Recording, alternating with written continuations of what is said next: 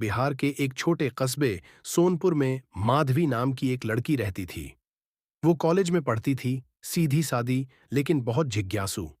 उसे पुरानी चीजों से अजीब लगाव था। एक दिन उसने पुराने बाजार में एक टूटी हुई दीवार घड़ी देखी, गोल काले रंग की, जिसकी सुइयां एक जगह थमी थीं। रात 12:03 पर दुकानदार बोला, बिटिया, इसे मत लो। जिस भी घर में ये घड़ी लगी है वहां से किसी की आवाज आती है जो लौट कर नहीं आती। माधवी ने हंसते हुए कहा, अरे अंधविश्वास है बस। ये तो एंटीक पीस है, मेरे रूम में खूब जचेगी। और वो घड़ी खरीद लाई। टिक टिक जो सुनाई नहीं देती थी। शाम को उसने घड़ी दीवार पर लगाई, लेकिन अजीब बात यह थी कि वो चल ही नहीं रही थी। नींद आई तो अचानक टिक टिक टिक की आवाज आने लगी। वो उठी, देखा सुइयां अपने आप घूम रही थीं 12:03 से पीछे की ओर, और कमरे में हल्की सर्द धुंध फैलने लगी। माधवी ने खिड़की बंद की, पर तभी उसे अपने कान के पास एक धीमी आवाज सुनाई दी, समय उल्टा चल रहा है, क्योंकि मैं लौटना चाहता हूं। वो डर से कांप उठी।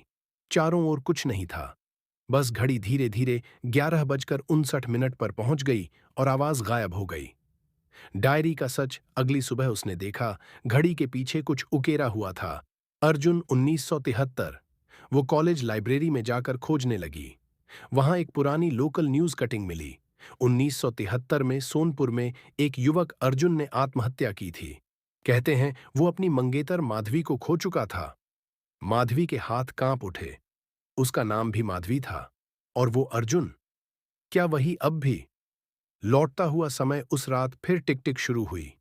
इस बार घड़ी खुद दीवार से उतरकर जमीन पर गिर पड़ी और शीशे में से एक नीली चमक उठी।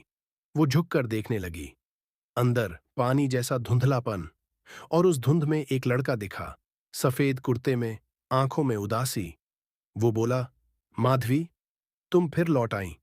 इस बार मुझे अकेला मत छोड़ना। माधवी की आंखों से आंसू बह निकले। मैं कौन सी माधवी हूं? अर्जुन मुस्कुराया, जिसकी आत्मा अब भी उसी समय में फंसी है, रात 12:03 पर। और तभी घड़ी की सुई रुक गई, ठीक 12:03 पर। वो आखिरी आलिंगन अगली सुबह माधवी का कमरा बंद था। दरवाजा तोड़ा गया। कमरे में बस टूटी हुई घड़ी थी और दीवार पर दो परछाइयां, एक लड़की की, एक लड़के की, जो हाथ थामे खड़े थे।